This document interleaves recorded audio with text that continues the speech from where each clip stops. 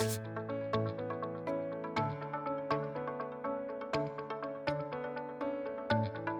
GDCA, we focus on 5 main areas in delivering development.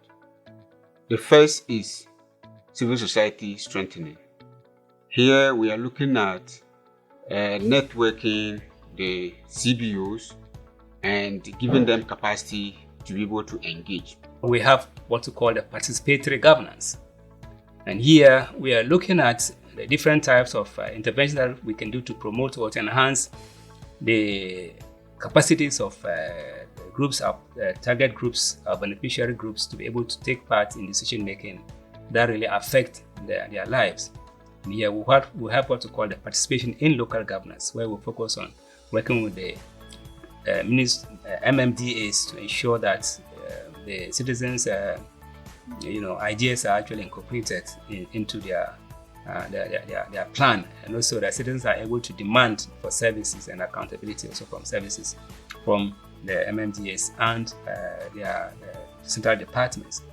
We also want to encourage citizens working together with these departments that we're talking about under what we call the district partner platforms, which brings all the stakeholders in the district together to dialogue from time to time on what's happening in the district.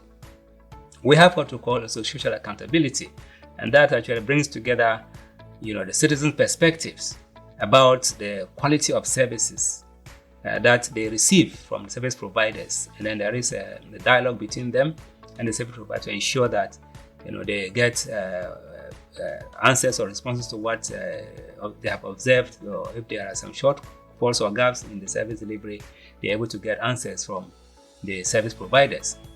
Then we also do this by having what we call election observation. Many of our CBOs are also involved in looking at how our democratic process, can be qualified in a way that they are also taking part in how it is conducted, and they also have discussions and give their opinions about how they have observed the elections that have taken place. And of course, we know that corruption is a big canker in this country and of course elsewhere in the world, and therefore it's an area that we want to we're looking at so that we can work with citizens and other stakeholders who have a say or who have something to do with reducing the impact of corruption.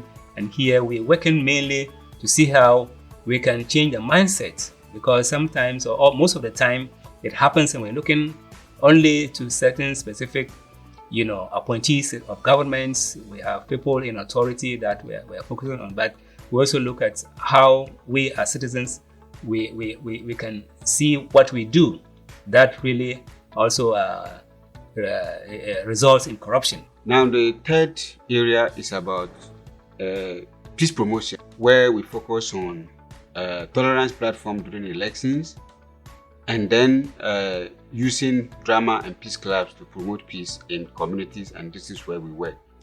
Local economic development, and in this one we're looking at how we can enhance local skills development among the target groups. We're talking about the women, we're talking about young people, so that they can have employable skills. And then we also have the women's economic empowerment, where we're looking at how women could also have skills to improve their income generating activities. And we're talking about the processing of agro products like rice or groundnuts or shea nuts or whatever. Now we have soybeans, that's also become very important, and other products. Then the last area, which is the fifth one, is volunteerism, where we engage students to support our activities in the district, and then we also accept international aid volunteers and then community-based volunteers who live in these communities and support our development interventions.